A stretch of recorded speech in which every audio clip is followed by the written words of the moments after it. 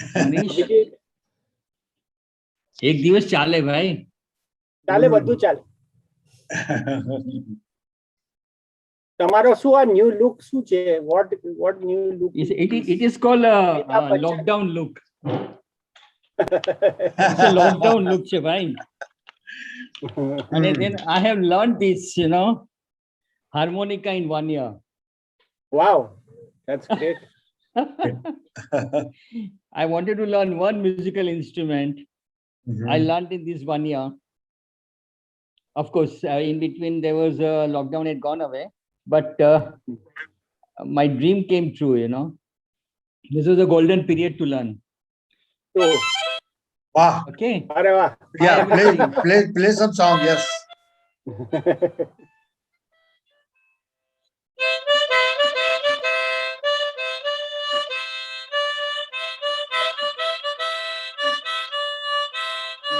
બધાની ઊંઘ ઉડાડી દીધી. Very good. And you have tested your lungs as well. Lungs are functioning well. The lungs function This test. is a gain. At the age of 65 to learn some musical instrument is an achievement. But who says This you is are my 65? dream, You color your hair and the beard, you will not look 65. No, I'm going to change it. I'm going to change everything after I grow completely white. I want to have that. I want to have that picture, and then I remove everything, the beard, and then I make a color hair. I'll become 25 years younger. Yes, like Abhijit. And Manish, I'll give you a competition. Wow. Yes, Manish and Abhijit both. I have done little work, and there are many topics which are overlapping than what happened in Glaucoma 7, like maximum medical therapy. Well, the speaker, I have communicated with the speaker about this thing, that this is overlapping, and both the speakers said that we are okay with it because we are talking different things. Dr. Vinay Agarwal told me, so that is why this is so same topic is there. I am aware, and I have made them also aware. Then they want to share something different, then let us hear them.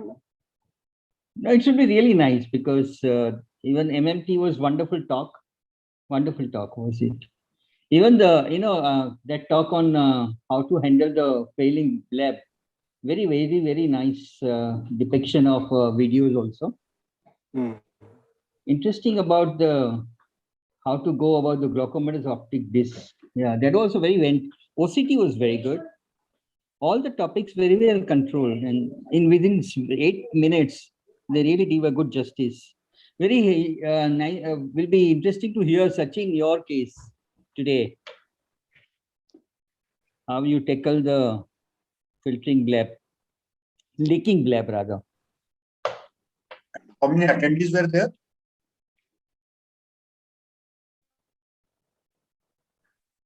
We don't know. Don't know. Only the do we come to know how many attending? Yes. I think in the simultaneously YouTube going on 2 channels. You can directly log in, or you can go on to the YouTube. There are 2 ways to watch. So on the YouTube, you can find out the number of people are logged in.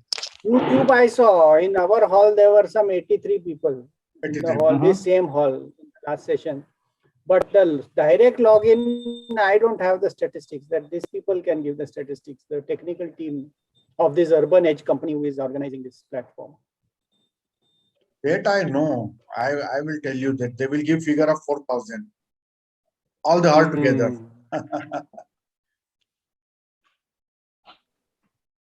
We are to find out world of figures, and very little is told to us how the figures are derived. Yes, true. It's all jugglery of figures and the fudging of figures, whether it's a corona or a webinar. Do a webinar for a company and ask him that how many people logged in. He will say 1,000, 2,000, 3,000. Always it goes in multiple of 1,000. So I have got very simple statistics thing to know what is going on. Depends on how many questions are coming in. Yeah, If you that have might 1,000 be an login, you should indicator. at least get 15-20 questions, at least. Yeah, it's a good indicator. Yes. But questions now, I am tracking questions from all. Jagdish had raised a query where the questions are. I had also followed up. So I am tracking questions everywhere. People are saying good morning, good night, good talk, everything very nice, but nobody is asking questions. No, I asked, so many questions in that session, Glaucoma 7. They didn't see, the faculty didn't even say. They said there are no questions. And then there is a shortage of time. The question, even though I had seen one question on the YouTube chat, I put it on the chat in the platform, but then time short, and people are talking on the topic they want to talk. That question is not addressed. I don't know. Yeah. Dr. Deven is joining in half an hour. That is the update.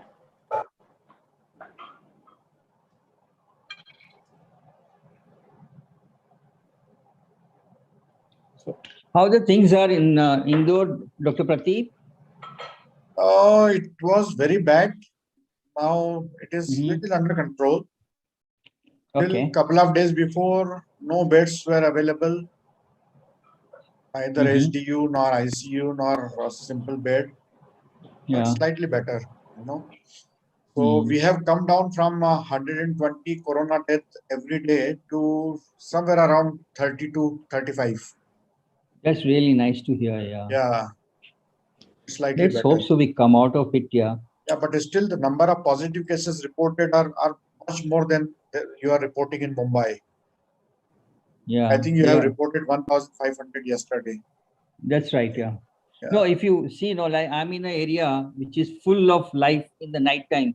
There is total lockdown. I mean, if you see after 7 p.m., I mean, in the area which is, throbbing with people around in the evening time, Lokanwala area. Yeah. You see total quiet down. Quiet down means unbelievable. This time the fear factor is very high. Hi, Dr. Subhash. Yeah, good afternoon, sir, and good afternoon, everyone. How are you? Fine, thank you. Fine, thank you. How is Patna? Patna, now the cases are actually coming down. About a week back, it was very terrible. Nice to hear. Yeah. Good. So your practice has picked up. No, sir. Right now, just got up after this managing committee meeting. अभी तुरंत खत्म हुई 1 minute पहले. Okay. Yeah, iska. That was regarding the conference also 2022, 23 and all those. Okay. So what decision have you taken? Decision ultimately it has been decided that till this virtual conference is held, it will be hosted by the headquarter, and then it will start from Mumbai, then we'll go to south, then it will come to Kolkata again, just because this year it could not be held in Kolkata, so that's why. Oh, okay. So next year will be in Mumbai or not? So next year it will be in Mumbai, sir. But suppose by any chance the physical conference is not possible, then it will be hosted by the headquarters. Okay. But this has to go to the GBM again. Year. Is it right? Sorry? It has to go to the GBM again. Yeah. We'll pass it. These are just by managing. That is a proposal by GCMC. Yes. There was a lot of preparation done at Calcutta for the conference, and suddenly everything is virtual. Not much, sir. Actually, only venue was booked, and it started last year itself. No, the preparation, which generally more preparation is done in last 1 year, but for last 1 year it is already. Good afternoon, sir. Good afternoon, Manish. Good afternoon, Jagdish Shah. Good afternoon, Pradeep. Good afternoon, Sachin. Sir. So we attended meeting. First, okay, sir. Ekdam. Yes. Acha, Abhijit is also there. Good afternoon, everybody. Good afternoon, sir. Subhash is also there. Subhash. Sir. Welcome. Thank you. How are you, Subhash? Fine, thank you, sir. Chala, Kaji, take care. Okay.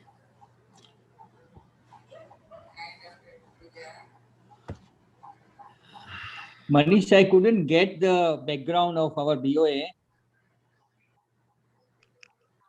I tried to get the BOA background. I'm on an iPad. Somehow it's not coming, you know. Yeah, sometimes there's problem. I got it, but Sumit has not done for me. He has done for himself.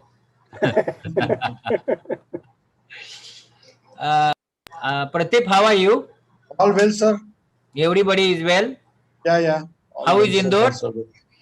Indore is improving, slightly better. Okay, like Bombay is also increasing. Bombay is also the same. Yeah. It is coming down. Yeah, it is coming down.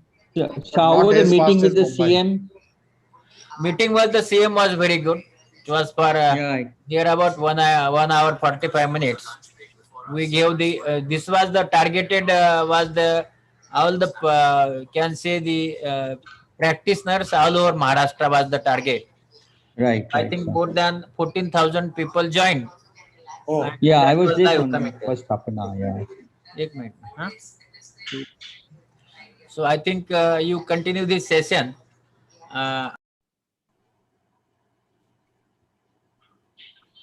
On mute. So you're muted. Huh?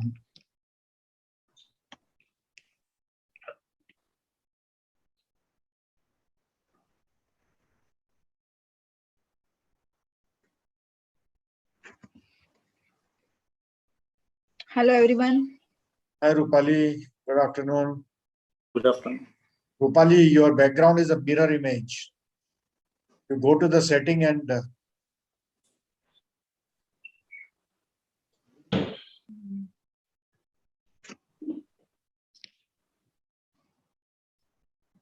Rupali, you have to correct your background. It's a mirror image. No, you have to unmute. We can't hear. Mirror image? Is it showing a mirror image? Yeah, it's a mirror it is showing reverse. Okay, I'll just check.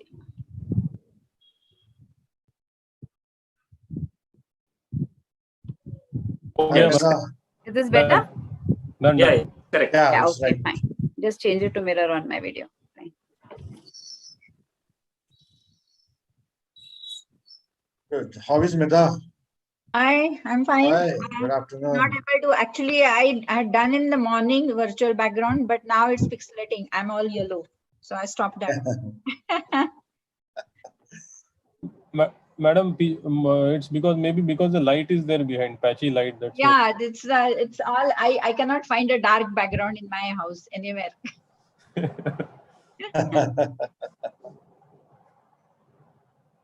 So how is everything in Pune? Nitin is all right? Your daughter? The numbers are now less actually. Okay. And things they are looking better. Like what it was like almost 6 weeks back, the numbers are like that now. Pune city numbers are very less. Main now this thing is from rural. Okay.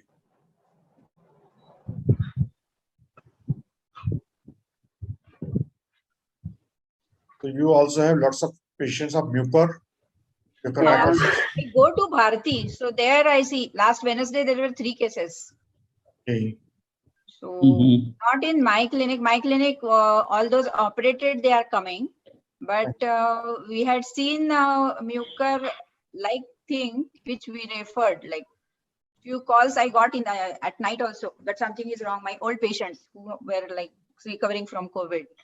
So we told them to go to an ENT person ASAP. Pradeep sir, 2.5 minutes to go. Yeah.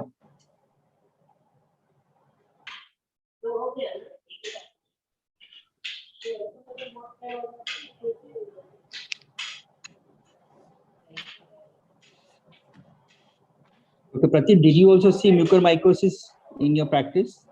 No, I'm not seeing, sir. But you know, I got a call from around 10-12 patients. Okay. I saw on a video consultation. I don't do video consultation, but yes, it was a complimentary. But yes, in Indore, there are lot many. Probably we might be having around 100 odd patients in Indore.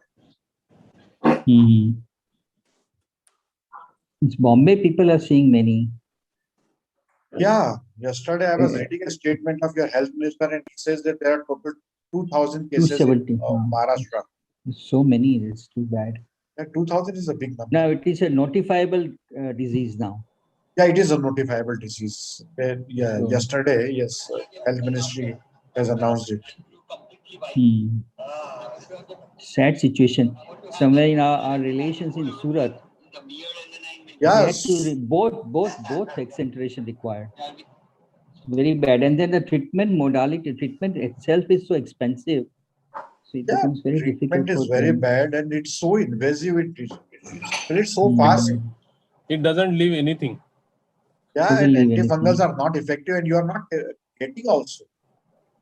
Amphotericin B is not available. But now the false like calls are coming. People are just for something. They give a call, doctor, may I have any problem like this? So I saw the exenteration, how they do. Like they just preserve the optic nerve and the eyeball. Everything else was removed from everything else. Yes, periosteum and everything. Yes. And you can see all those arteries, like thrombosed, black. Actually, it's a disease of blood vessels, right? It goes along the blood vessels and causes necrosis. They say Pradeep sir. So, Pradeep sir, sorry to interrupt. I think we should go. Can we start now? Yeah. Yeah. Yes. I think you can take over, Chairman sir. Pradeep sir. Good afternoon, sir. Good afternoon, Pradeep sir. Good afternoon. Sir, I'm Dr. Sarang Garade, President, Nashik Ophthalmic Association. Good afternoon. Yeah, good afternoon, everybody. Sir, should we start? Yeah. Yeah. First of all, I thank BOA and MOS for giving me this job. I welcome panelists, speakers, our chairperson, Dr. Pradeep sir, co-chairman, Veda ma'am, coach Jagdish Shah sir, moderator and co-moderator. I think we should start the session. Today's first topic is by Sachin Dharwadkar sir. He is a director of glaucoma services at Aditya Jyot Eye Hospital and director of Samath Clinic, Andheri. He has published so many articles, but normally he has automated perimetry and OCT in glaucoma is a peculiar, and he authored some chapters in various books. He is a faculty at GSI, BOA, MOS, and AIOS, and he has given several presentations all over India. Now, his main area of focus is on modulation of wound healing in glaucoma surgery. With this, I hand over to Dr. Sachin sir. His topic is leaking trabeculectomy bleb. Yeah, thank you so much, sir, for the kind introduction. I'll share my screen right now. Is the screen visible? Yeah. Yes. Okay, thank you. So, I would at the outset thank our own BOA and MOS and Lane sir, Ragini madam, and Manish sir for the opportunity. In this short time, I would try to cover a few snippets about managing trabeculectomy blebs. The presentation is seen, right? So, as we know, we are living in challenging times. You can see these prototype patients that we get in end-stage glaucoma and moderate glaucoma with multiple medications, and maximum medical therapy and medicamentosa become the Achilles heel of glaucoma surgery. So, causes that predispose to bleb leak, we see in the short, they are tissue remodeling post-exposure to aqueous, antimetabolite effects like mitomycin C and 5-fluorouracil, medication-related side effects and its effect on wound healing, and loose suturing, low suture memory, early elution due to friable conjunctiva, cut through, and small unnoticed buttonholes. So all these things have become more and more important in the backdrop of the two photographs that I showed you. And these have become progressively more severe and worse problems as time passes by. So we have to remember that any bleb can leak. Only the timing can differ. So you see the case on the left, it is a 15 years post-op where no MMC was used. Still it has become thin and leaking because of the effect of aqueous. Here is a limbus-based surgery where thinning of the overlying conjunctiva and ischemic bleb. And on the right side, one thing which you would think that would never leak is an ologen bleb, which has thinned out the superficial conjunctiva. So in all scenarios, you can have a leak and you have to be alert. Unpredictable dose response curve of mitomycin C doesn't help. Here you have both eyes fornix-based surgery, same age approximately of the patient, same technique, same MMC concentration. Here one eye you have almost loss of blood vessels on the surface, and here you have almost normal blood vessels on the surface. So anything can happen, and wound healing is a very, very strange thing. A lot is left to nature. So what are risks associated with the leaking bleb? These are very important for us to understand. In early bleb leaks, your main is the bleb failure, which we don't want at any cost, and infection, which is always there, like endophthalmitis, which can be very dangerous in the setting of trabeculectomy. In late bleb leaks, you have infection and fluctuating vision and maculopathy you can get, and management differs due to the presence of mature septae in old blebs with late leakage. They can be much more forgiving as far as the management is concerned.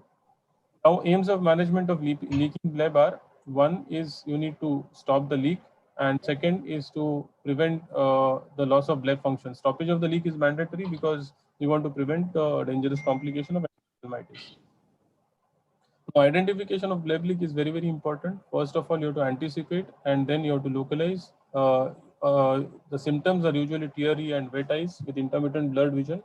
You have to ask for these symptoms proactively when you take the history of patient in every post-operative visit, and otherwise the patient will definitely tell you that the eyes appear more wet and you have an occasional tear flowing down the cheek.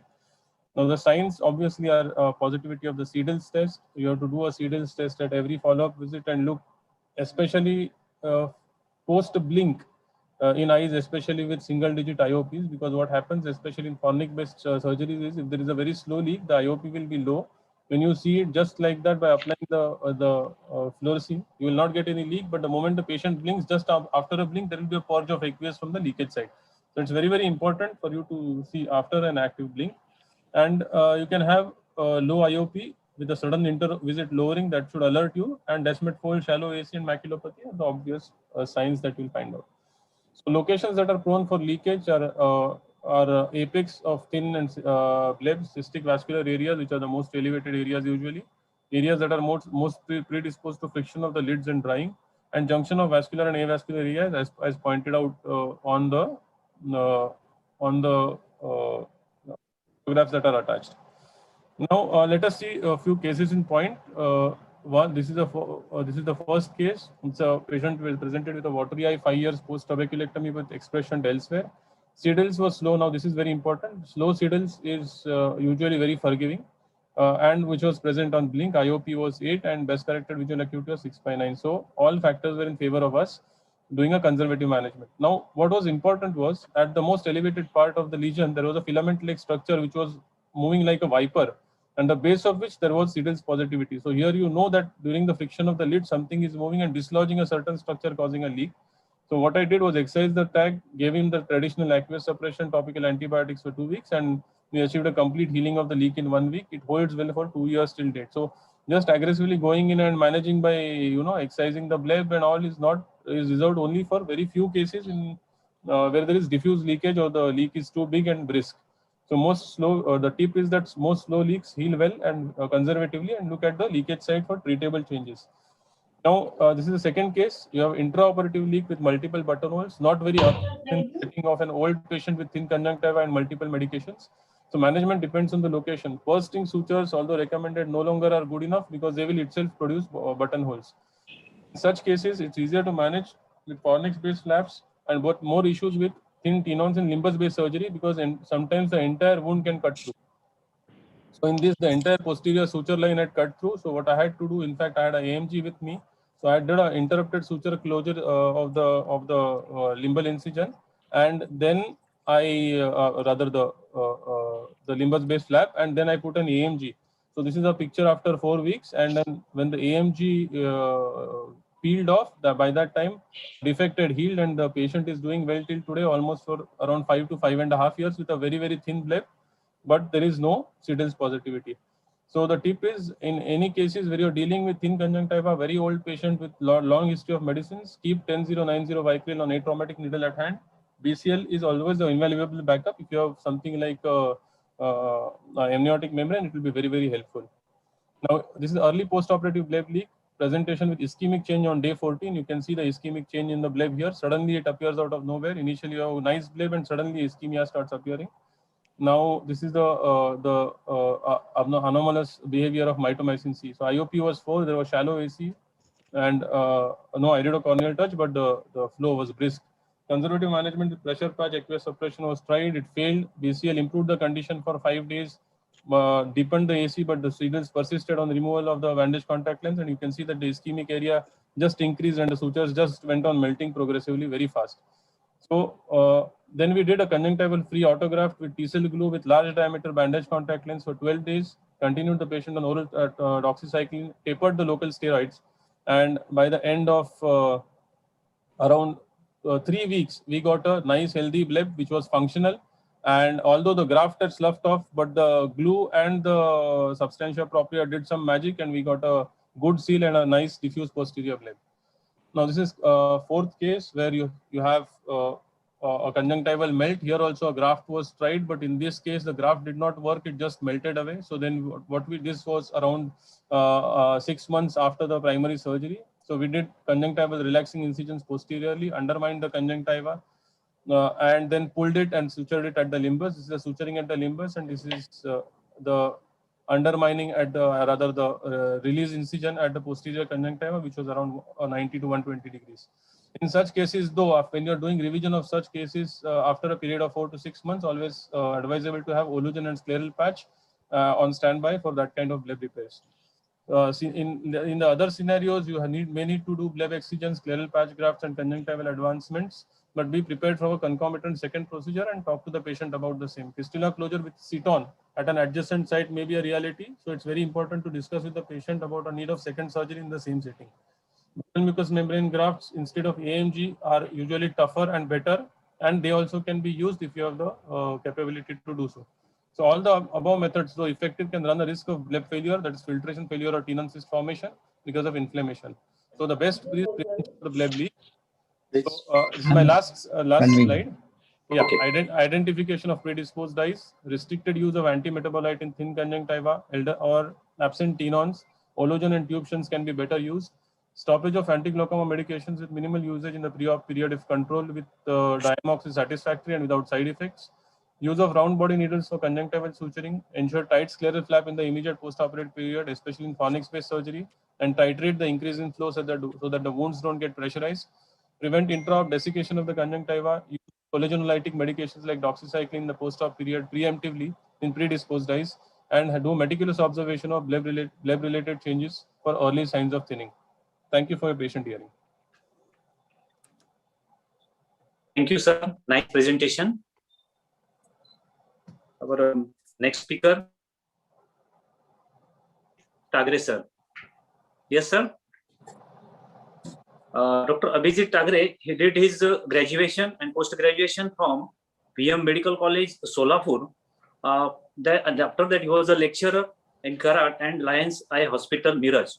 He did his fellowship in glaucoma and general ophthalmology at Arvind Eye Care System and Moorfield Eye Hospital, London. So he published 13 scientific papers in various journals. He delivered talks as a faculty at various national, regional, and state conferences. Now he is associated with the drug trials in India. He awarded the best scientific presentation, the conference held at Aurangabad. His topic is raised IOP after Ahmad ball implant. Over to Abhijit sir.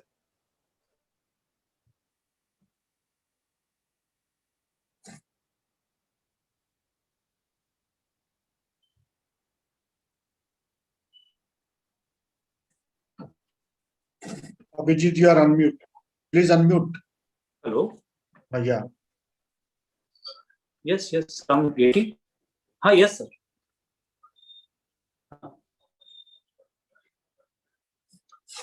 Okay. I will give you a line. Okay, sir. Yeah. Yes, sir. Yes. Okay. Thank you. Okay. Yes. Yeah. Okay.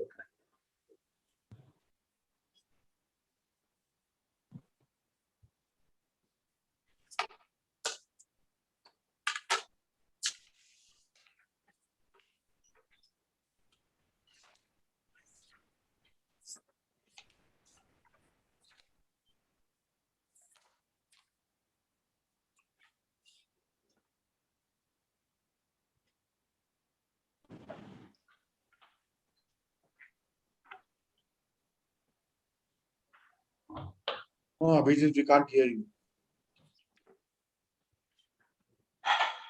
Oh, Tagare sir? Yes. Hello. Yes. Abhijit sir, we can't hear you. You can start.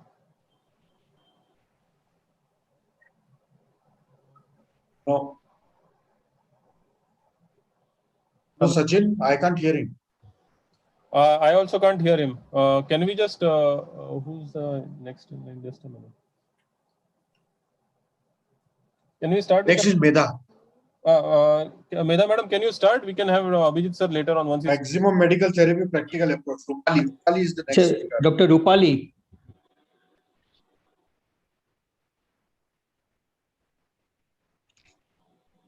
Dr. Rupali?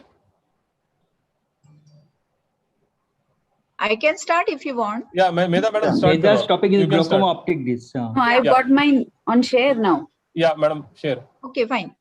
Acha, no, Rupali madam has started. Yeah, fine, no problem.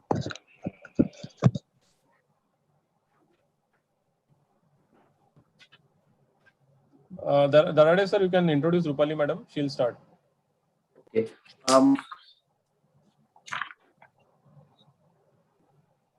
Dr. Rupali ma'am, she's a glaucoma consultant at Dinanath Mangeshkar Hospital. She did her DNB and glaucoma fellowship from SNFRCS Edinburgh.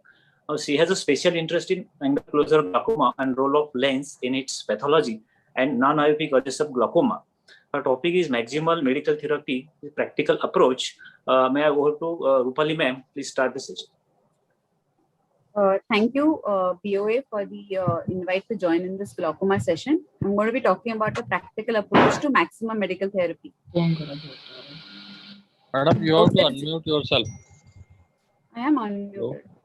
Hello? Yeah, you are audible. No problem. Audible, right? Yeah, we request everybody else to mute their mics, please. Yeah. Am I audible? You are audible. Yeah. Yes, you are audible. Yeah. The goal of glaucoma therapy is to maintain the vision-related quality of life throughout the patient's lifetime. So, achieving a consistent target IOP is the main way to achieve this, but it is not synonymous.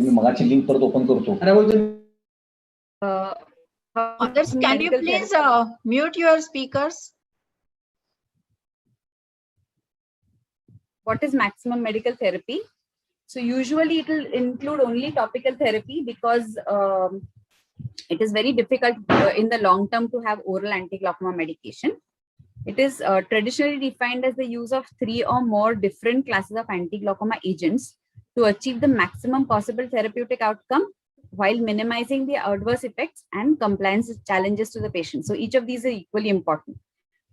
It is important to remember that every medicine that you add produces reduced gains. It is definitely not additive and certainly not more than additive. In real life, 2 to 3 drops is the limit for effective adherent treatment. When we add medicines, escalating therapy to achieve the target IOP, it is often seen that the risk of side effects increases and the potential benefit to the patient decreases. So it's always important to keep it in mind. When deciding about adding medicines or deciding how much is maximal for that particular patient, it is important to remember it is customized for patient.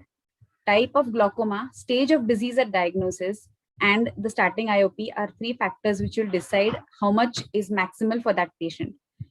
In patients with angle closure glaucoma with advanced disease and a low starting IOP, you are more likely to move to a surgical management earlier rather than adding 3, 4, 5 drops. While in an early disease, but is early in disease and is open angle, you might be willing to try with 3 or even 4 drops at a time. Associated comorbidities, economic status, rate of progression of disease, and how likely is the patient to notice his vision loss during the course of his lifetime are other factors which are going to decide how maximal our maximal therapy is going to be. It is important to not get fixated on the concept of target IOP. So while target IOP is a good guideline for us to manage, it should be revisited episodically during the course of the disease to decide whether what we had initially judged or guesstimated is the correct one, or do we need to move it up or down. To try and rigidly adhere to the target level can do more harm potentially than good in many circumstances. Every time you're going to add a drop, ask yourself, is the expected benefit greater than the potential risk? in the final goal of maintaining vision and preventing progression. So some guidelines: every medicine you add, there is going to be diminishing returns. And while the first medicine, especially if it's a prostaglandin, would have probably given you 5 or 6 millimeters of lowering, every added medicine is going to give you 2-3 millimeters at most. There are about 10 to 12% non-responders. And therefore, whenever you're adding medicine or switching medicine, keep that in mind. There is a variability in response of each patient to the medication, especially the IOP lowering by inflow drugs. And therefore, you have to give it adequate time. Don't add a drop, recheck after 1 week or 2 weeks, say not effective, switch or add more. Also keep in mind tachyphylaxis. So if a patient was adequately controlled for a while on a medication, and now the control seems to be going, rather than assuming that it is because the patient is progressing because the effectiveness is lowered, it might be that one of the drops has actually stopped working, and to try and isolate that drug and switch it. Anytime you make a change, whether it is adding or removing, give it at least a month from the time of change before taking any further decisions. When you select a medicine and you add, to start and add, that can also affect the amount of drugs that you include in MTMT. So for various reasons mentioned on the slide, wherever it is not contraindicated, a prostaglandin analog is a preferred first agent. It gives you the maximum lowering in a single drop with 24-hour control and best profile of systemic safety. If that is working but not adequate, then you might consider adding medication. It is difficult to get more than 2 to 3 millimeters of mercury lowering when you add any other medication to the prostaglandin. And whenever you're selecting which drug to add, consider the type of disease and why you think that the patient is progressing on whatever IOP has been achieved. For patients with moderate to advanced glaucoma who are progressing and are already receiving 2 or 3 medications, it might be worthwhile to take a non-medical approach, either surgery or as a terrorizing measure, a top-up with laser. I'll give you a few examples. So if you take this 78-year-old gentleman who has no systemic illness, has a low risk profile, he was diagnosed glaucoma elsewhere on a routine examination 3 years earlier and had been started on a beta blocker. Patient seemed to be fairly compliant. His IOP recorded in his notes was as mentioned, and his target IOP also mentioned in the notes was 18 or less. His current IOP was 20 and varied between 18 and 21, 22. However, on the 3 successive fields done since, there was no progression of the disease, while the OCT showed a minimum progression. Now, if you consider that he's 78, otherwise healthy and compliant, with stable fields, you can actually continue to maintain with the similar therapy instead of trying to go for his 18 by adding medicines. If despite this, the OCT continues to progress, you might consider switching to a prostaglandin analog, which will give you a better lowering. And if in spite of that, there is further progression, then add a second medicine. Madam, 1 minute to go. For the second case, it's a young patient who has a lot of risk contributory factors, a starting IOP which is relatively lower, and his intraocular pressure on a single medicine is not as well controlled in the worse eye, that is 18 in the left eye, which is the worse eye. He's obviously progressing, and at this, it could be either because there is a daytime fluctuation or could be because of some other factors. Once you've ruled those out, it might be worthwhile adding a medicine for his left eye. And here you would consider choosing a CAI or a carbonic anhydrase inhibitor instead of a beta blocker, because his oral beta blocker will not give you additional advantage topically. And he's probably having nighttime peaks where the beta blocker is going to have almost no effect, while the carbonic anhydrase will have whatever effect at night also. And therefore, that additional 1 or 2 millimeters which you might get might be the advantage that he needs at this point. In the final case, can we have concluding remarks? We are already short of time. So choose drugs to start and add depending on the expected benefit. Consider switching before adding where possible, and where the disease is advanced or rapidly progressing with more than 3 drugs, it is better to consider earlier surgery. Don't lose main objective side, that is quality of vision and visual field, and therefore tailor your medical therapy to that. Don't stick to 5, 6 or 7 medications because they're available. Thank you. Thank you, ma'am, for your nice presentation. Should we go for Abhijit sir is ready? Yeah. Abhijit sir is ready, so I think you can finish. Yeah. Sir, you can share your screen, please. Yes.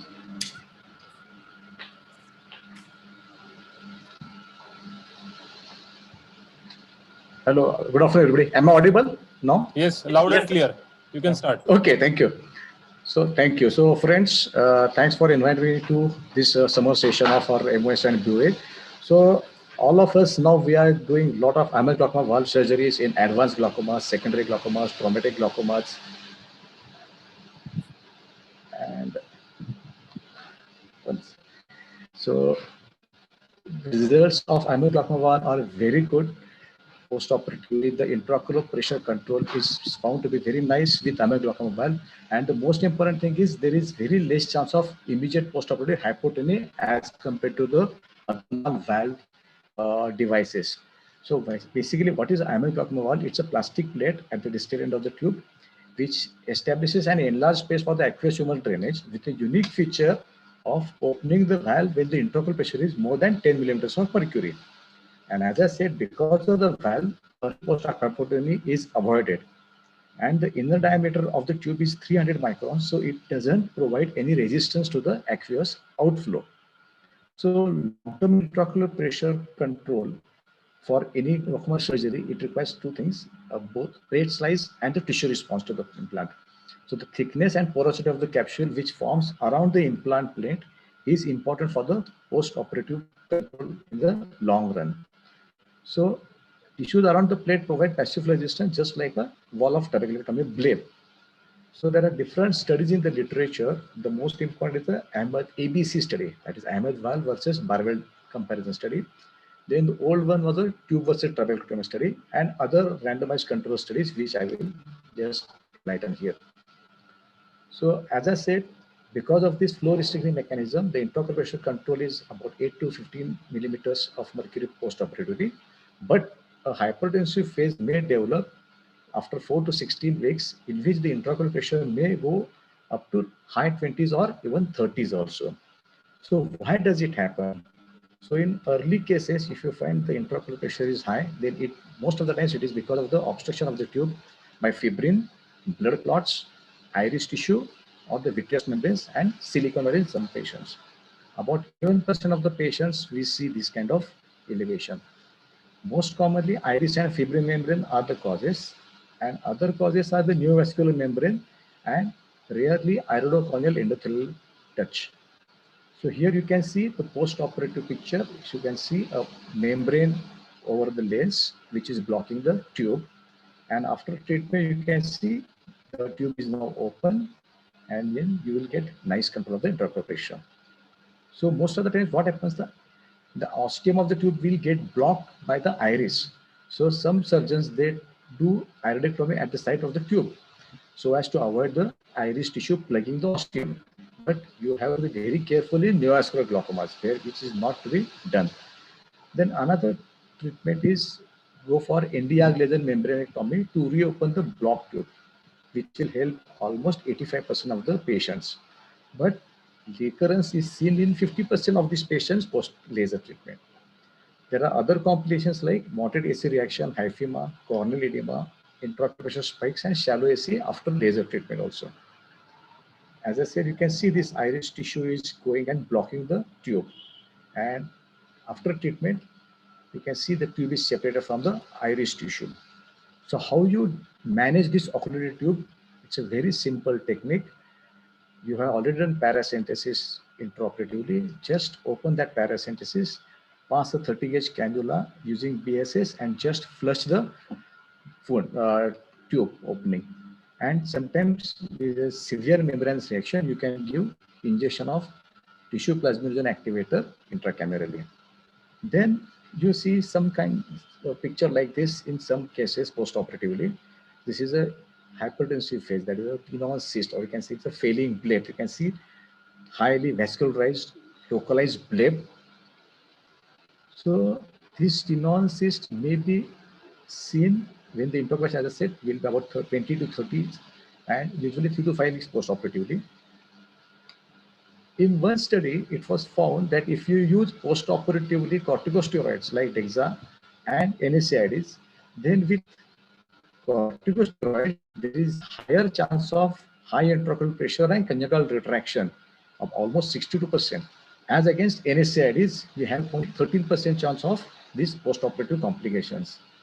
Of course, this was done in older models when there was no silicon plate available. Nowadays, we are using silicon plate, so we can use steroids in a safer way. Then hypertensive phase, as I said, almost 40% of the cases in one study showed this hypertensive phase. This lasted about for 3 months. In one study, they found that if you find the intraocular pressure about more than 10 millimeters of mercury, then immediately start aqueous suppression so that intraocular pressure will have very good control and you will not have incidence of hypertensive phase. Why this hypertensive phase is important? Because these patients, they are prone to develop failure. Another study indicated that if you give a subconjunctival, subtenon triamcinolone injection, it will definitely lower the hypertensive phase. And bleb encapsulation was found only in 4% of such patients. So coming to the late IOP elevation. So after 3 or 6 months, if you find that the tube is patent, but still the intraocular pressure is high, then it is because of the excessively thick fibrous capsule. Some surgeons, they advocate using mitomycin C at the time of surgery, but it is not going to help in long run. So you can see this fibrous membrane, you can see in neovascular glaucomas because of the inflammation in a long day. So the treatment is needling. Needling revision will improve the functions of the encapsulated drainage implant, but needling has got a risk of endophthalmitis. If after needling the results are not there, then you remove the portion of the encapsulated bleb beneath the conjunctiva. And in another study, it was found that for 2.5 years, the patients were followed up after doing this capsular excision, and the mean of intraocular pressure was well controlled in almost 75% of the patients. Then coming to the late IOP elevation after 6 months or 9 months. So please see that topical corticosteroids, if they are given for a long duration, just like steroid-induced glaucoma, sir, you can sir, have, 1 minute to go. Yeah, sure. So another thing is a tube obstruction by kinking, which is seen in pars plana thing. So the treatment is very simple: reinsert the tube in a different scleral entry or use a pars plana tube. Another important reason is tube migration. If you are not anchoring the amyloid wall properly to the sclera, then the tube may move and it will lead to obstruction of the tube and retraction, and it may touch cornea also. So the treatment is very simple. Tube extender can be used to lengthen the tube. So in nutshell, amyloid glaucoma valve, if you follow up the patient very carefully and check the pressure very thoroughly for every visit, then you can definitely have a well control of the intraocular pressure throughout his life. Thank you.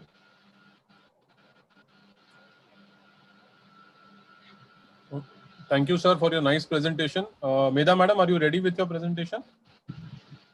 Yeah, I'm ready. I'll start sharing my screen. Yes, please.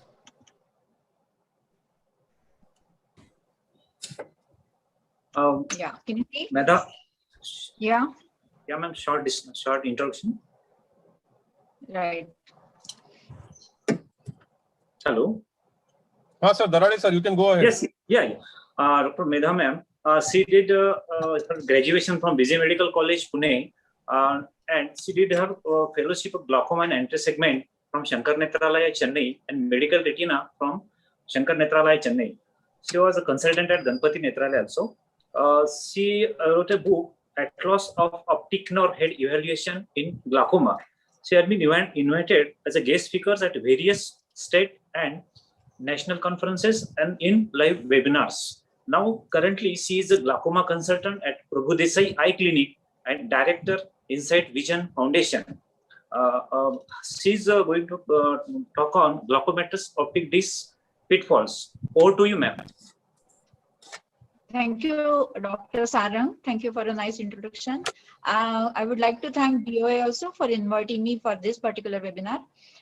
We will straight away go to the pitfalls. So high CD is a pitfall which may be misdiagnosed as having glaucoma, but most important thing is all these patients have large discs and then large cups. So we should not label them as having glaucoma, and we should obviously document and evaluate them.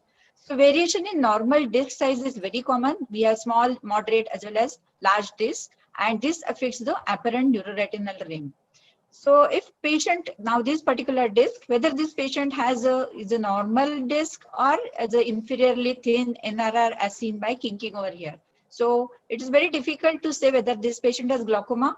But if you look at the RNFL, it shows a wide wedge-shaped defects inferotemporally. So this is definitely a glaucomatous disc. So diffuse difficulty to see neuroretinal rim, always observe retinal nerve fiber layer. So myopia is again a pitfall where we are not sure whether it is glaucoma or not. And all these discs should be documented because it is a diagnostic dilemma and should be followed up properly. Tilted disc again is a difficulty, whether it is glaucoma or not. Patient might be harboring glaucoma also. So again, you need to document and investigate these patients, and can be mistaken as a thin NRR because we know that this is a temporal disc is typical of myopia. Now this is a PPA is there inferotemporally. So whether that is normal or patient is has glaucomatous optic neuropathy.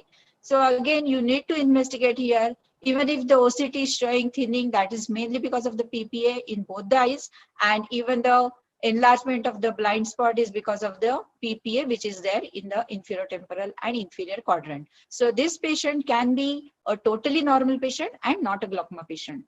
So now these are a typical tilted discs of tilted disc syndrome, and we should not consider them as having glaucoma. The next is vertical enlargement of the cup. So these two examples are there on the left and right. So which you think as glaucoma? So definitely left eye is a vertical oval disc and looks like NRR is totally normal. But right eye, if you see, there is a thinning of neuroretinal rim, probably temporally. So for this patient, we need to see what is the RNFL. So you can see the bipolar RNFL defect, superiotemporal and inferotemporally. So this is a patient of glaucoma.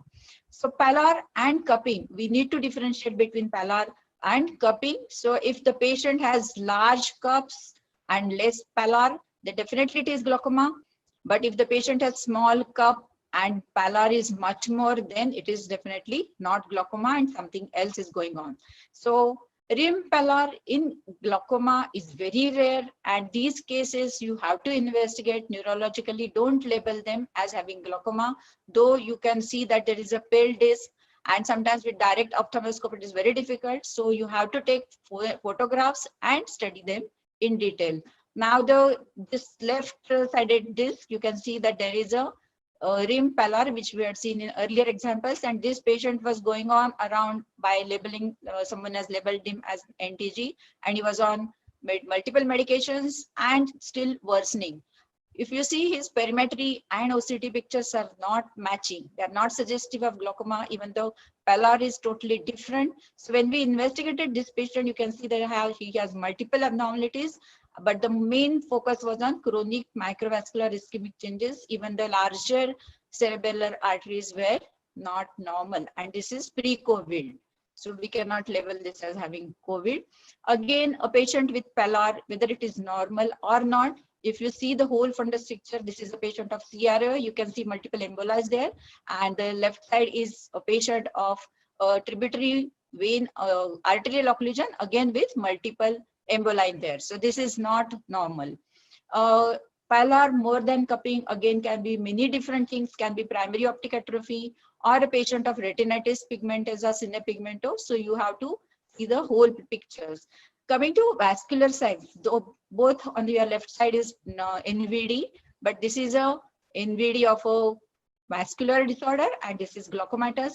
Bayonetting, this is a totally normal because of the deep cups, but the down one is a glaucoma.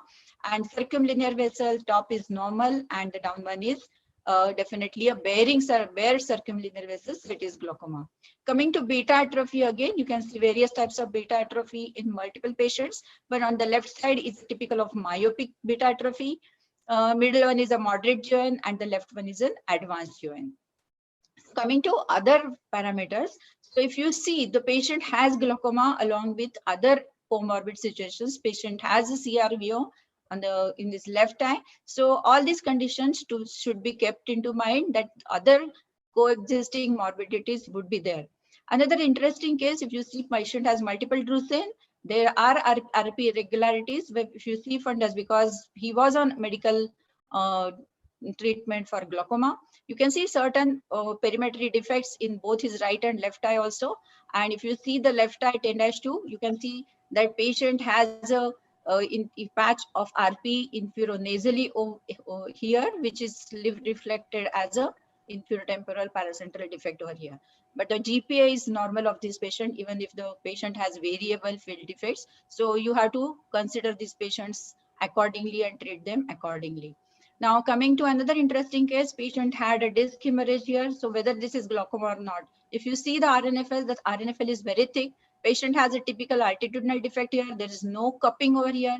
So if you see now, there is a loss of structure and function correlation. So this is a patient of AIN and not glaucoma. Incidentally, this patient came to us after 2 years, and now you can see how the optic disc of the right eye is. But if you don't see the optic nerves, you might label this patient as having glaucoma depending upon the OCT and the field defects. But this is a late AIN presentation of the same patient. So I cannot finish my topic before coming to an optic pit. So optic pits are also misdiagnosed as having glaucoma. If you don't see the whole picture, you can see the fluid in the color photo over here, and the same connection to the optic disc margin, along with a separation of the retinal layers and accumulation of fluid. So this is a classic case of optic pit and should not be labeled as having glaucoma. So there are various optic nerve conditions which we have to keep into mind, label them accordingly, and follow up them regularly. So Madam, 1 minute to go. Yeah, thank you. Pallor in excess of cupping is something other than glaucoma. When the rim tissue is pale, suspect some other causes along with probably glaucoma. Rim pallor in glaucoma is very rare, and disc pallor can only be accepted as part of glaucoma when other potential causes have been eliminated. Disc notching, nothing notches a nerve like glaucoma. If there is a focal damage to a nerve, it is very specific, but tumors don't match notch a nerve, nor inflammations, infections, or ischemia. Coming to structural function correlation, if there is no correlation, obviously you have to look for other abnormalities, other problems like media opacities, neurological causes, and retinal diseases. To avoid pitfalls, you have to evaluate carefully. Note the disc size. NRR is important and not CD. Check for pallor cup discrepancy. Find and observe vascular signs. Evaluate and correlate RNFL defects. Keep a high level of suspicion when the findings are atypical. Remember that a patient may have more than one disease. If discs are anomalous, monitor frequently. So keep into mind that everything that looks like glaucoma may not be a glaucoma. Thank you for your kind. Thank you, madam. Thank you, ma'am, for your presentation. A very nice presentation and up to the point. I think next topic is by Dr. Subhas Prasad. Dr. Subhas Prasad. He's a currently director and chief consultant of Divya Drashti Eye Center, Patna, and he participated in various conferences as a chairperson and faculty. And sir, I hand over to this topic, steroid-induced glaucoma, Subhas Prasad sir. Thank you. Good afternoon, Dr. Prasad sir. Good afternoon, everyone. Good afternoon, everyone. Good afternoon, madam. And thanks for inviting me. I would be speaking on steroid-induced glaucoma. Steroid-induced glaucoma is a form of secondary open-angle glaucoma that results from the use of steroid, and this is one of the important causes of secondary glaucoma, considering the fact that so many ocular conditions actually require steroid for a longer period of time. This can usually happen with anyone, but any form of the steroid, but most commonly topical uses are known to cause a rise in intraocular pressure.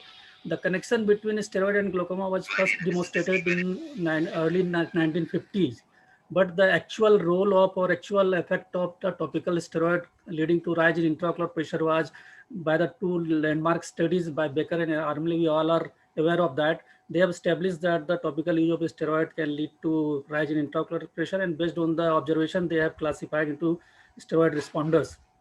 So approximately 1/3 of the individual can experience rise in intraocular pressure after the use of the steroid, any age, but younger age group is more commonly involved because most of the patients, they have VKC. We all know that this is time during summer, many patients, they come with VKC, and many of them go, they take the steroid injudiciously without any knowledge that it can lead to rise in intraocular pressure. Any sex or racial predilection can be involved.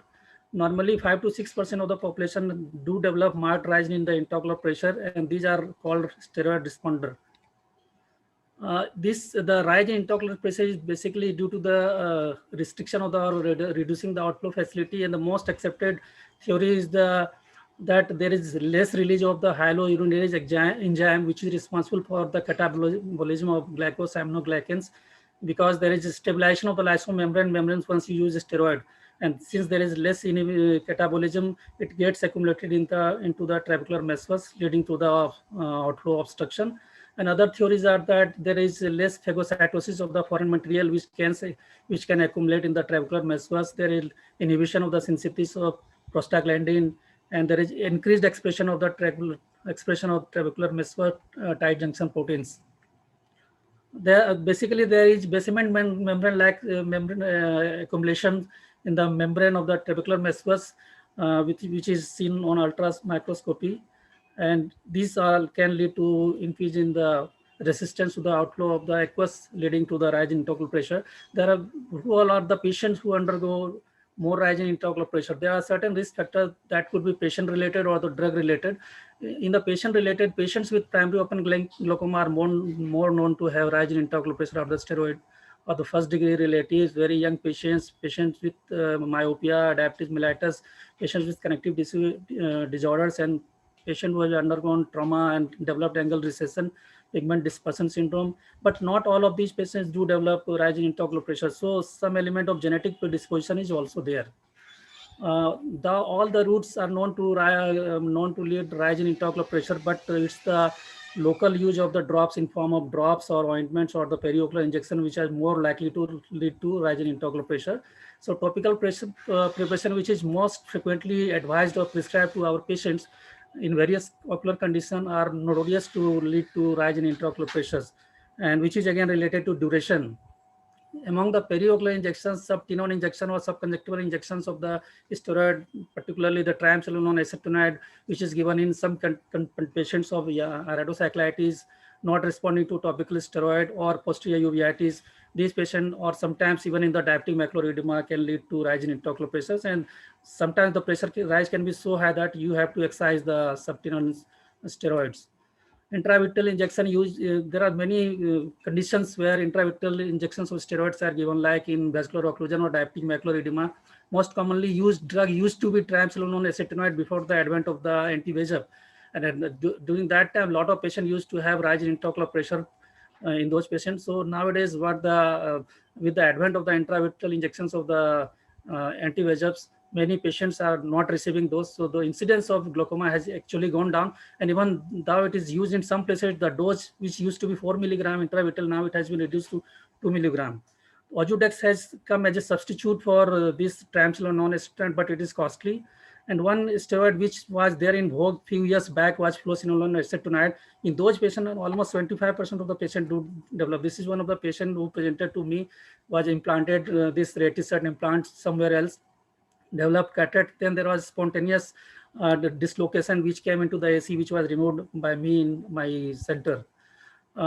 If you apply ointment for various blepharitis, also that can also lead to rise in intraocular pressure. Systemic steroid are known to lead to rise in intraocular pressure, but cataract is more common than compared to the glaucoma in those patients. So the other risk factor is the steroid formulation. More potent the drug is, more there is chance that it will lead to rise in intraocular pressure. And duration, again, one of the most important factor. If you use it for longer period, it is going to lead to rise in intraocular pressure. So longer use, there is more chance of rise in intraocular pressure. So greater risk with the strong steroid, lesser risk with the weak steroid, greater risk with the ocular route, less risk with the extraocular route. Most of the patients, they do have the slower rise in intraocular pressure. So most of them present like open angle glaucoma. So there's no need to go into that detail. But very important is to know that whenever any patient of inflammation comes, one has to ask about the use of steroid.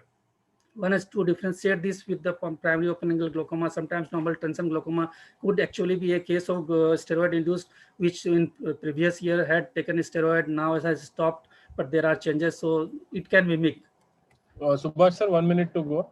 Yeah, okay. So the management starts with at the time you see the patient, any patient who are known to go for longer use of steroid, they must be warned. They must be used a drug which is actually less likely to lead to rise in intraocular pressure. And the first and foremost thing is discontinue the steroid if you can. If not, then a steroid sparing agent should be used. Chronic form usually resolves by 1 to 4 weeks, and few of the patients, nearly 3% of the patient, their pressure is rise in pressure is persistent. These patients actually require trabeculectomy also. So the treatment, one has to particularly avoid the prostaglandin, because many of the patients, they do have VKC, so it will increase the hyperemia. And patients of uveitis, if they are taking steroid, if you give prostaglandin to start with, there can be actually recurrence, or there is chances that inflammation may increase. So better to give other drugs. Sometimes laser trabeculoplasty can be done just to postpone the surgery, or just to postpone till that the pressure starts lowering down. And in some resistant cases, you have to do filtering surgery. So just to summarize, steroid is one of the important causes of secondary glaucoma, and those steroid responder has to be actually identified. And in those patients, judicious use of steroid is advisable. These patients should always be told that they need strict monitoring, and if possible, substitute the steroid with some sparing agents and treat it like a open angle glaucoma. Thank you very much.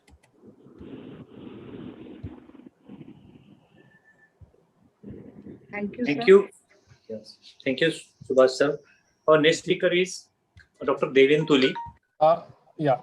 Good afternoon. Good afternoon, Dr. Tuli. Good afternoon, Dr. Deepak Bhai.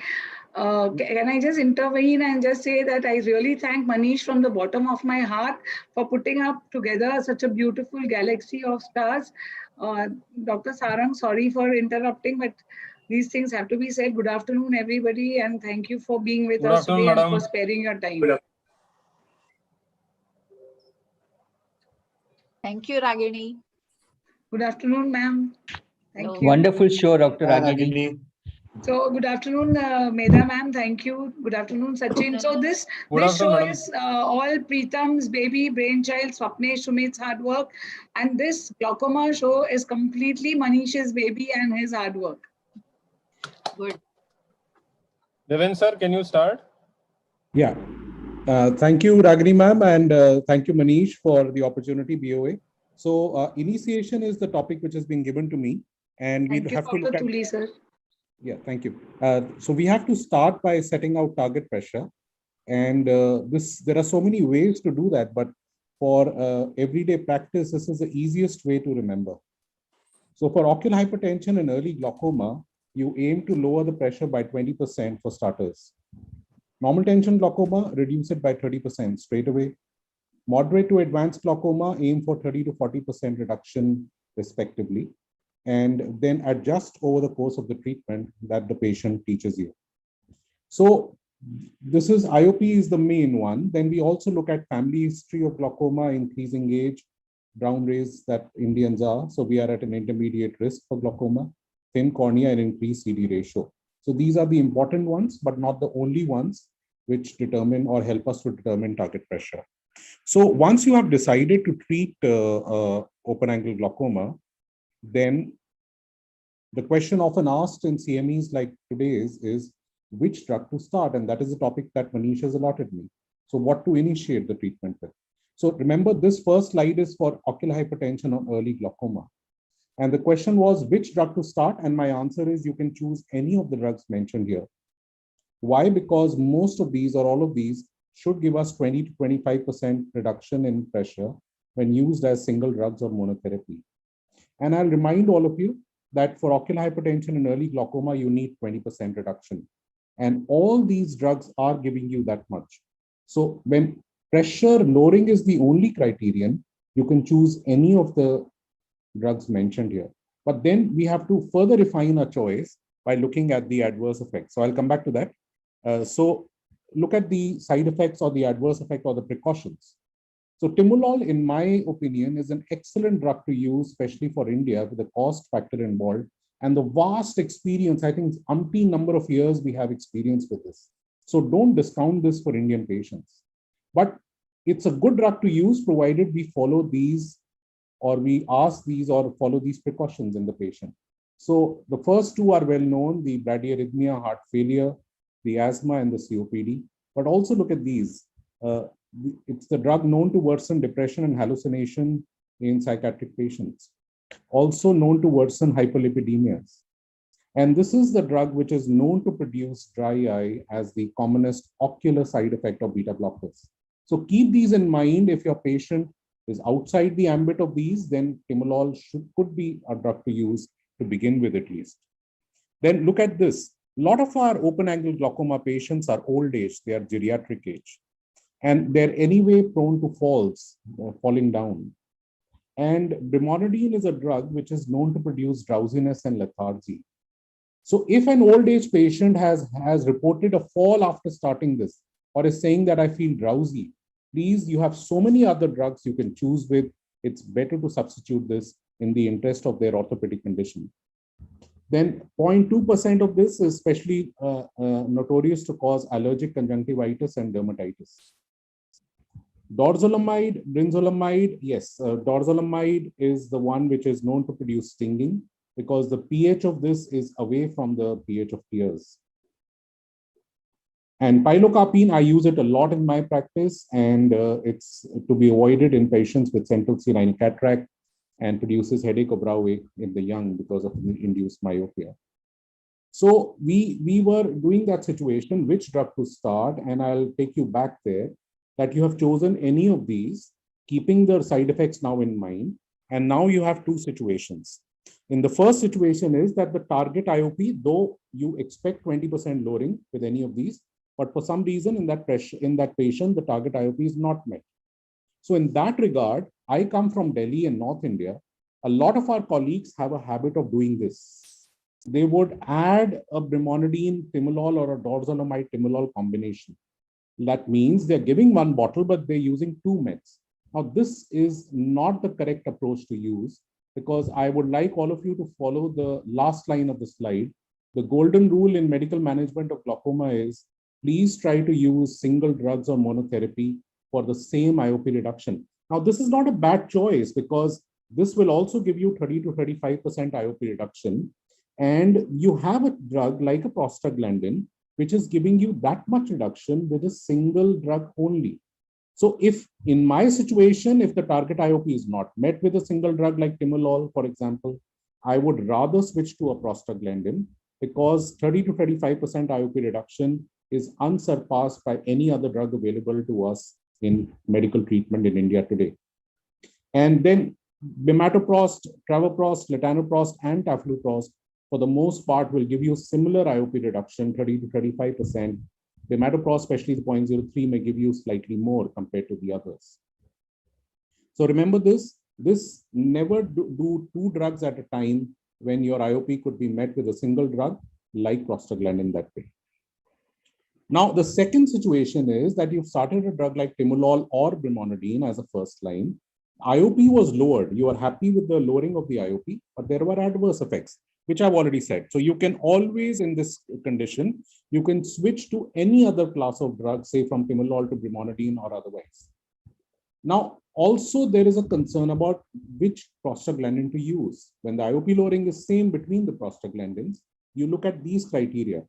So hyperemia and allergy, if the patient reports that, then the likely drug is to be bimatoprost or travoprost. In that regard, we can switch to latanoprost or use a BAK-free version of that. Even sir, 1 minute to go.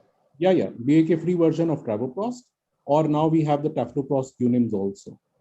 If cold chain is a problem, letanoprost, where 6 months in India are usually warm enough, most parts of India. So if that is a concern, you can switch to other drugs, travoprost, bimatoprost, or tafloprost, which are more sturdy molecules.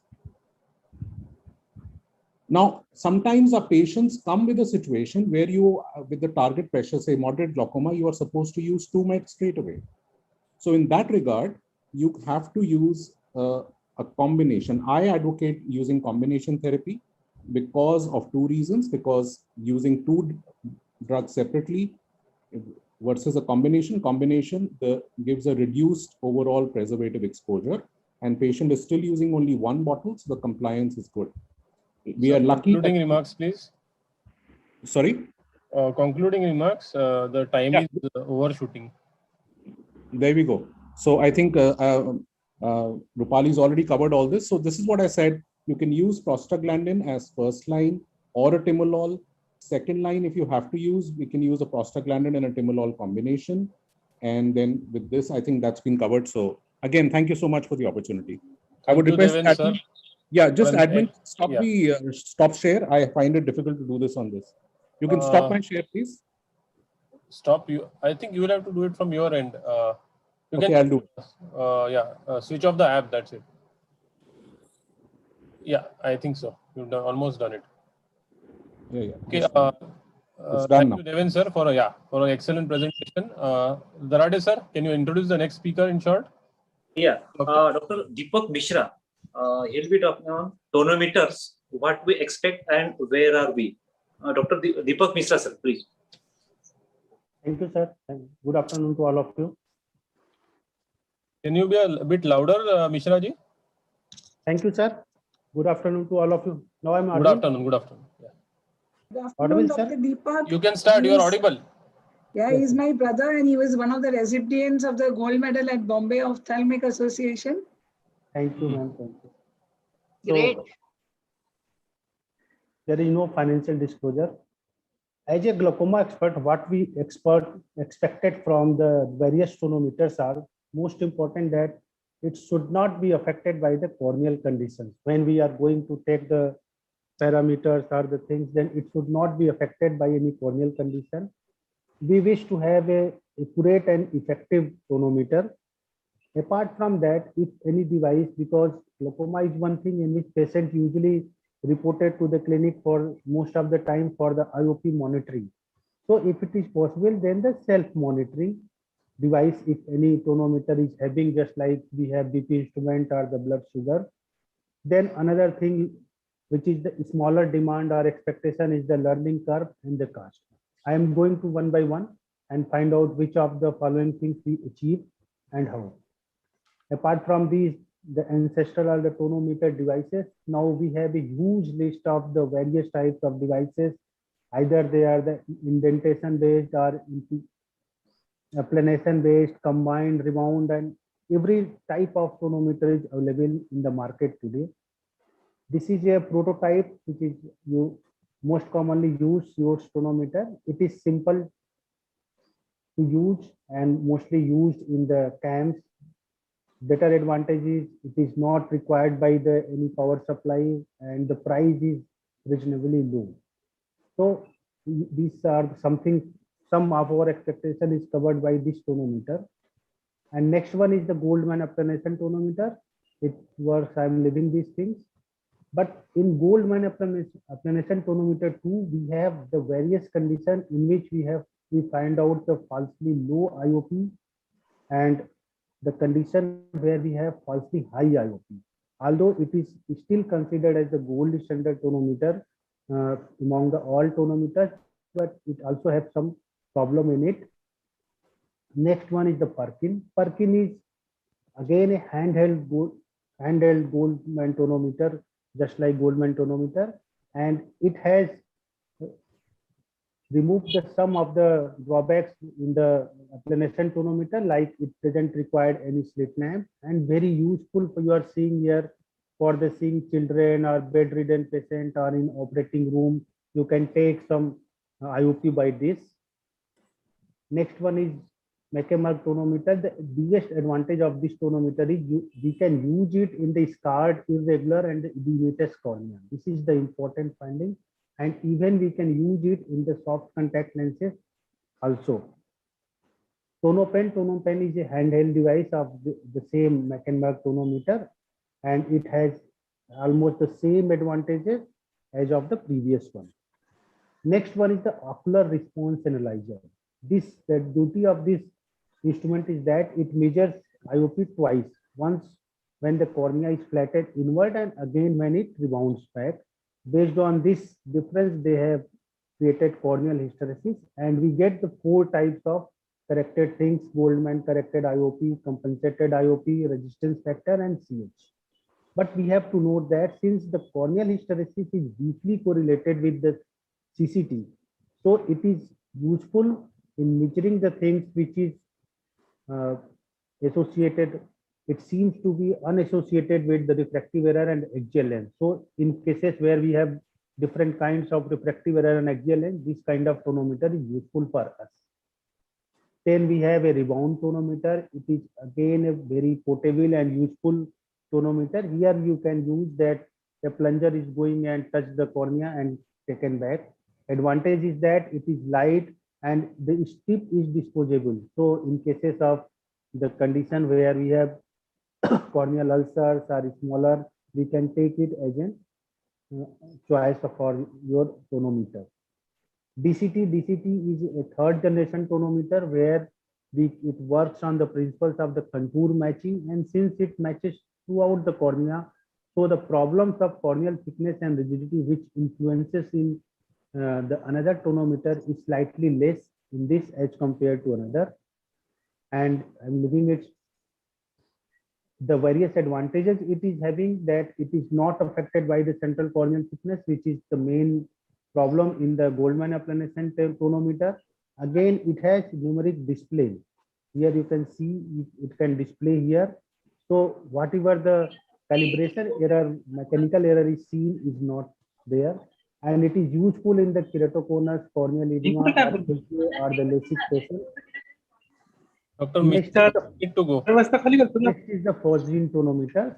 It is a self-monitoring devices and doesn't require anesthesia. It is just like what we expect as a autotonometer. And this is a IOP telemetry. It's a device for the continuous monitoring of the IOP. It is for the doing DV, just like we are doing diurnal variation for 24 hours. This is the chart, which is a comparison of all the tonometers apart along with the Goldman applanation tonometer, which is having what. Now I'm concluding my slide that yes, despite of all tonometers, Goldman is the gold standard for the irregular corneas, contact lenses, intraocular gases. For each and every one, we have a tonometer. So we have tonometer which is not affected by corneal condition, accuracy, efficacy, self-monitoring, dB, cost, everything is there. But the major problem is that they fulfill our expectations, but not as a single tonometer. They have a different kind of tonometer, and still we are searching a single tonometer which is having the features of all. With this concluding remark, I would like to thank BOA, Lahane sir, Ragini ma'am, Sachin sir, and Manish sir for including me. Thank you. Thank you, Mishra sir. That was an excellent presentation. And now we come to the icing on the cake for a man who needs no introduction. Pradeep Vyas sir. Sir, ready with the topic? Thank you, Deepak. Thank you, ma'am. Good afternoon, Vyas sir. Namaskar, pranam. Sir, you are not audible. Kindly unmute yourself. Pradeep sir. Namaste, Ragini. How are you? Muted himself. Fine, thank you, sir. Good Thank afternoon, you, sir. everybody. Wonderful. All of us are enjoying this meeting. Thank you, sir. Thank you for being with us, all of you, and for sparing your time. It's our duty. When you order, you have to do that. Deepak, it was good, huh? Deepak. Thank you, sir. Presentation was good. Huh? Thank you, sir. Thank you. Good evening, sir. Good afternoon, Pradeep sir. sir is going to talk. Good afternoon, everybody. Good afternoon. Sir, Pradeep sir ने अभी कहा कि हमको तो order किया जाता है, so we have to come only. नहीं ऐसा नहीं, मैं उनका ऑर्डर सुनता हूँ, बाद में ऑर्डर कर सकता हूँ. It is not that it is unilateral. नहीं जो सर, प्रत्येक बायलैटरल है ना, वो तो आपका अधिकार है ऑर्डर करने का. Thank you. Go ahead. So, good afternoon, friends. Thank you, Padma Shri, Professor Lahane sir, beloved Ragini, dearest friend Manish, Sachin, and all other friends. Thank you for the opportunity given. I am given a responsibility to talk on the advances in medical management of glaucoma. So why are we talking of the advances in medical management of glaucoma when we have so many drugs in our armamentarium? But the problem is that none of the current medication available is free of systemic and local side effects. There are quite a few medication in our armamentarium which are not able to give 24 hours control in the intraocular pressure. There are many patients who are not able to tolerate one, two, or all drugs. Even when all four drugs, we have 4 classes of the drugs are used in combination, but still many of the patients, they are not capable of lowering the intraocular pressure to the desired level. So obviously there is a quest for new molecules. So we are looking for new molecules or new agent which should have a potent IOP lowering efficacy with minimal side effect. What I mean to say that you put just one drop and you should get a target pressure in almost all of your patients. That is the most ideal situation. It should be highly effective in diurnal curve, means there should be a 24 hours IOP control with single installation or one drop. And obviously, we desire, that is our dream, that they should have an additional neuroprotective or a vasoprotective action. In this endeavor, we want that the drug should have a minimum dosing, better tolerability, and it should be affordable. So why are we looking for these new molecules? Look at this. The suspension particles are all around the eye and causing, lots of cosmetic effect, and there is significant redness of the eyes. The other lady had a redness in both the eyes, and you can see that it's a prostaglandin associated keriorbitopathy. Both the eyes in this young individual are very deep set, looks very ugly, and there is a hyperpigmentation around the eye and hypertrichosis. You can see that, there is lots of skin excoriation around associated with the alpha agonist drug. So most of the molecules, what we have in our armamentarium, are capable of lowering the intraocular pressure, and we do get the desired IOP in our most of the patient, but still they all are associated with several local and systemic side effects. That is the history of the medical management of glaucoma. It started way back in 1875. It is almost 150 years, and still the drug which was introduced 150 years before, pilocarpine, still we are using it, still in a very important drug in our glaucoma armamentarium. And then after that, after a huge lull, the beta blocker was introduced around 75 or so. And after that, we had some other class of drugs like alpha agonist and carbonic anhydrase inhibitor. And then the most powerful drug came in 1996. That is almost 25 years before. It was the lectinoplast, and still it's kind of a gold standard in the management of glaucoma. And after that, there was again a big pause, and we did not have a drug which acted through a different mechanism. There was various molecules available, but they were from the same class with a slight modification. Some company has written PF. So my colleague thought that it's a preservative free, but somebody says that no, it's a patient friendly, whatsoever it is. So, but there was some here and there rotation. And then after a big lull, we got some exciting molecule. So that is the 4 classes of drug right now we have. And if you want to add, you can add the myotics, that is pilocarpine into that. So it becomes the total 5 classes.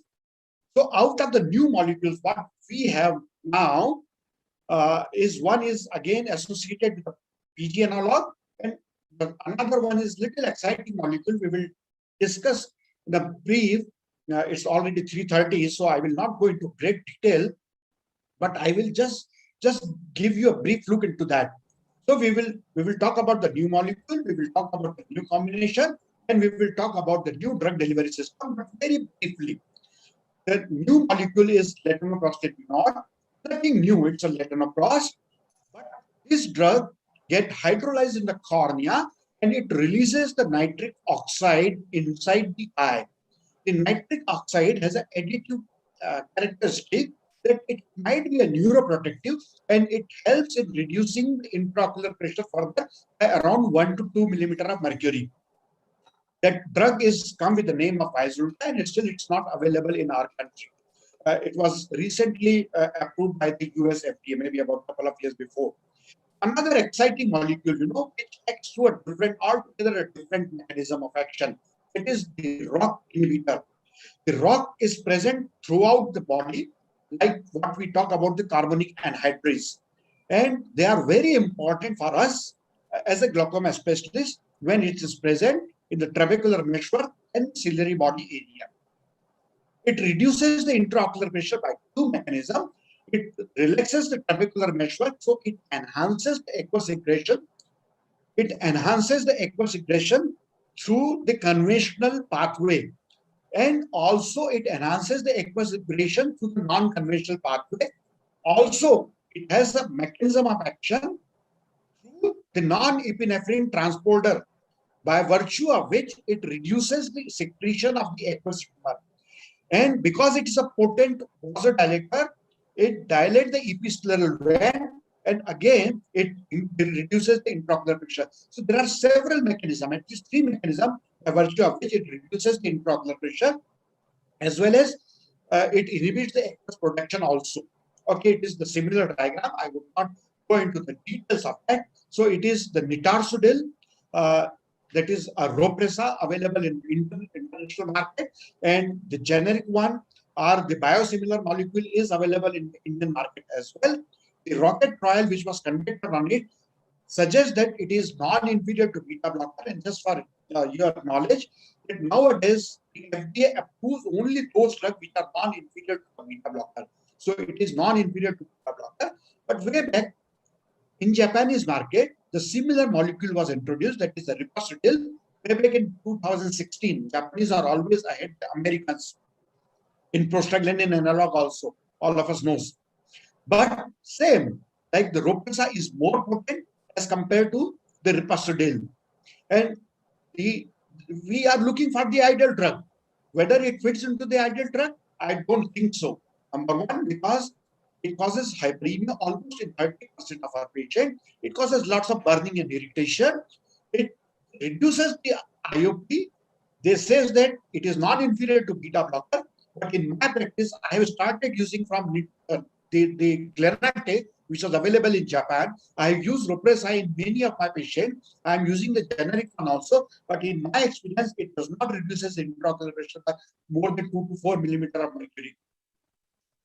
And it causes lots of side effects. Like it causes this subconjunctival hemorrhage, what you can see in this slide. It causes lots of hyperemia because it's a very potent dilator, a vasodilator, and it causes a corneal verticillata. Obviously, it's a reversible changes, and once you discontinue this, this goes away. So there are lots of disadvantages. We have discussed most of this. There are some advantages also, like it is supposed to be a neuroprotective because it's a potent vasodilator.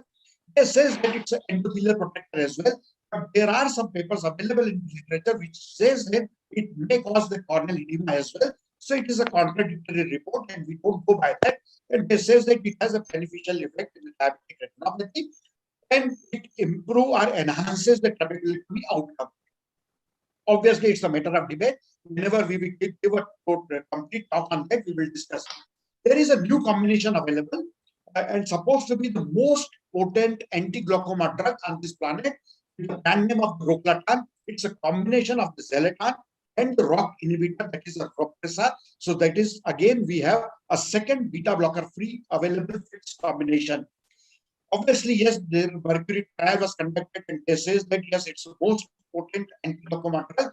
But remember that it causes lots of side effects, and you can see that one of my patients, because both the drugs, are known to cause the inflammation of the eye and they are vasodilator. So this kind of a patient you will see 2 to 3 days after the installation, and don't get be afraid and just discontinue the drug.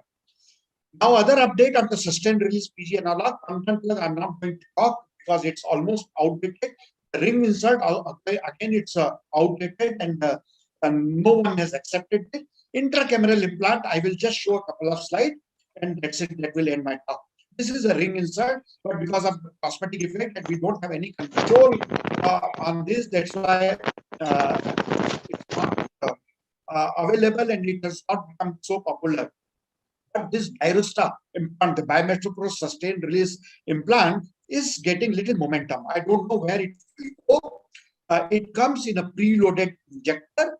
It is a 10 microgram biometroplast loaded implant, and it is injected into the anterior chamber of the eye. It floats and it settles down at 6 o'clock position, and it is capable of reducing the intraocular pressure almost equivalent to the biometroplast with lesser side effect, and the compliance and adherence is much better.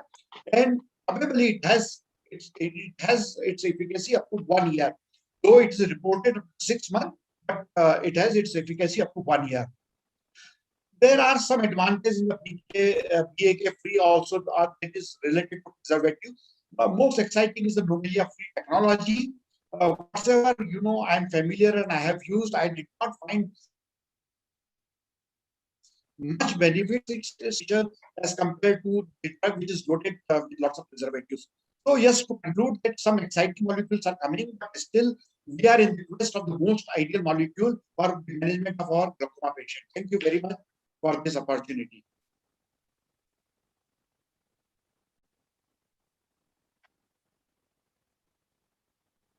Thank you.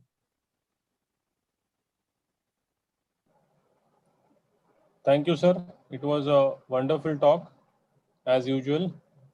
Dr. Darade? Yes, sir. Thank you, sir. Very nice presentation. On, I think the session is, there is no answer questions. On behalf of BOA and MOS and organizing committee, Dr. Lahane sir, Ragini ma'am, and the other members, I thank to panelists, speakers, and delegates. Thanks for being. I think I declare the session is over. Thank you. Thank you, sir. Thank you. Thank you, everyone. Thank you. Thank you. Harsh is already there.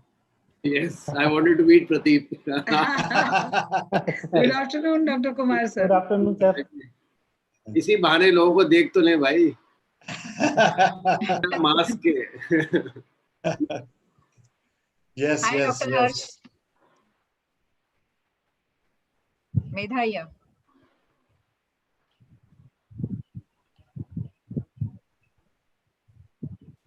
Harsh is looking for you.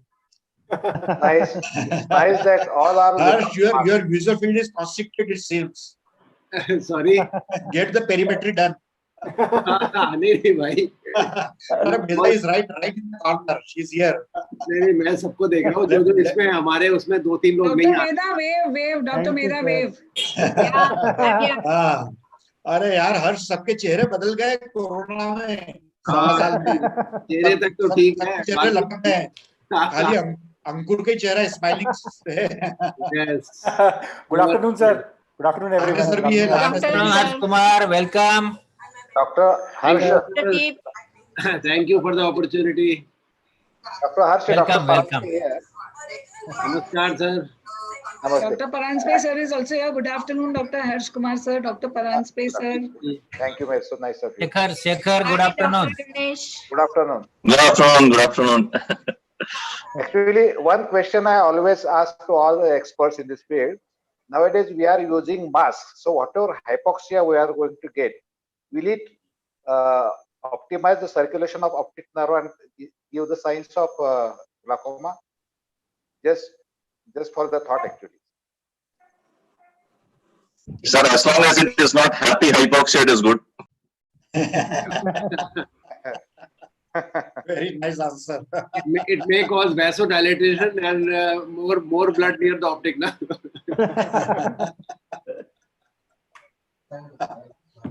Hypoxia, yes, it goes to the brain and again immediately you yawn and you inhale lots of oxygen. So obviously, this hypoxia is not vasoprotective hypoxia. But if the hypersaturation gets affected, Tanuj can tell more about that. Raman sir, your voice is cracking badly. Raman, your voice. Now it's okay. Your voice is no, still cracking. You can take the mic slightly. बहुत सारे लोगों के mic on है, mute करना पड़ेगा. सब जो बात कर रहे हैं उन्होंने माइक चालू रखना है, बाकी ने म्यूट करना है. इसका माइक थोड़ा गड़बड़ है सर. हाँ, तो वेदा आपका भी माइक चल रहा है, दीपक आपका भी माइक चल रहा है, अंकुर सिन्हा आपका भी माइक चल रहा है, जरा बंद कर दो so that we can hear him. Thank you very much.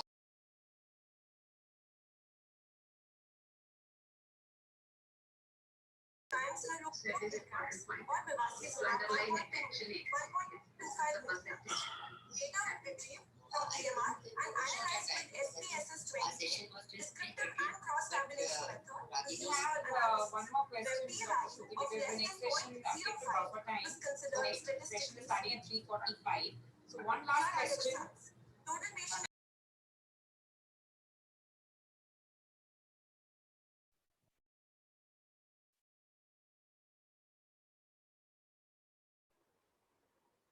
Sir, I cannot hear anything. Is somebody speaking?